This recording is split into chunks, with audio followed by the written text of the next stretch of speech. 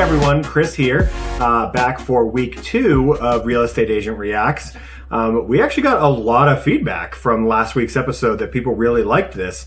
Kind of looking through fun listings, seeing what we see and experiencing them for the first time. If this is your first time seeing the show, what I'm going to do is take a look at a listing, one that I've never seen before, that my assistant sends me and says, hey, this is quirky, this is cool, or as we saw last week, a little creepy. If you didn't see last week's episode, make sure to go back and check it out. There's a prison in the basement. Check it out. It's super fun. I want to do it again today. Last week we looked at a house in Burlington, in Vermont rather. I think it was in Burlington, Vermont or nearby. That was pretty cheap, maybe $150,000 or so. This week we're going to go the other direction. We're going to look at a house that's listed for right around $2 million, $1.9 million. This one's actually in Miami, Florida. So let's take a look at this one. All right, so right out of the gate, it's Miami. So of course you have beautiful blue water in your house. Why wouldn't you have beautiful blue water in your house in Miami?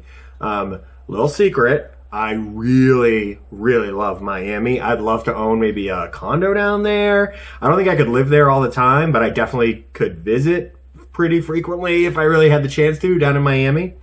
God, look at this house. This is what you get for $1.9 million in Miami. Honestly, Miami, you might not know this, Miami is one of the most expensive real estate markets in the world. It's right on the water. The weather's fantastic. It's a metro area. The problem is half of those properties, they're getting more and more underwater. All right, so let's take a look at some of these photos. Look at that beautiful wood in the second photo. Oh my God, so much of it too. That is gorgeous. Wow, 1.9 million is not too shabby even in Miami. And look at that outside landscaping. Holy. Could you live there? Leave a comment. Could you live in Miami in a place like this? Oh, and look at this kitchen. Actually, that kitchen seems kind of small. I would have actually thought that kitchen might have been a little bit bigger, and it's all white. That's sort of classic Miami. I always picture Miami Vice, 1980s.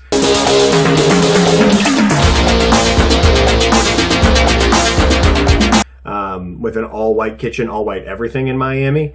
It's a little small, frankly. I think for $2 million, you should probably get a bigger kitchen. Let's go through, keep taking a look. Wow, look at that bedroom. So much glass. That's so open. It's almost like, it's like your bedroom is a greenhouse. I bet it gets super hot, but the $2 million house, you know the air conditioning is good.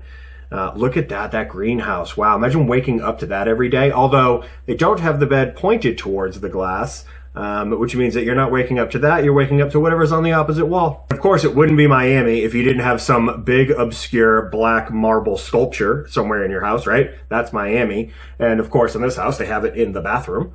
Look at the size of that shower, though.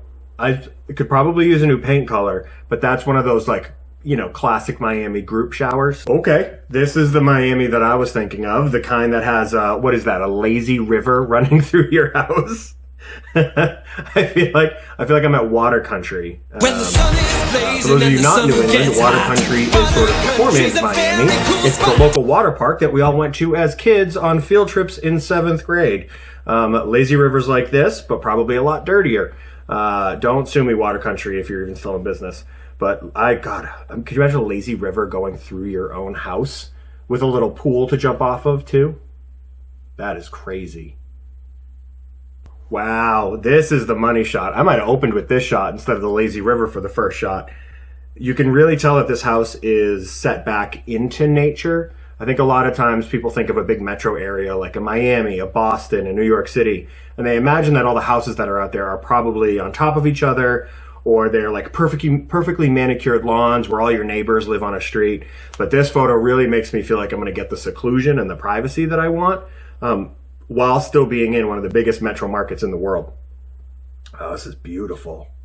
Here we have another shot of sort of nature just outside the house. What looks like, right, that doesn't look like fresh water. That's more of a natural outside water that really makes you feel like you're in nature as opposed to in downtown Miami.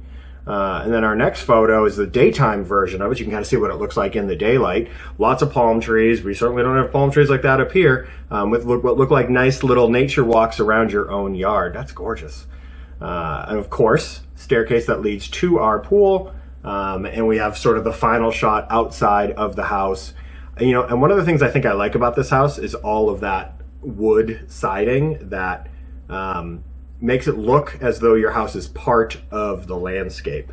A lot of times we see in really modern homes, it's maybe set back in the forest, but because it's super modern, it's a bright white color or something like that. And it just doesn't seem to fit. Whereas this one feels as though you are in nature and the house looks like it belongs in nature, but as soon as you step inside, you get all the modern features of a modern home. So this is a beautiful home. It's got a lazy river. That a selling point alone has to be worth a couple $1,000,000, right? But if this is fun, please like, share, subscribe to this video. Please tell all your friends about it, and I'll see you guys next week.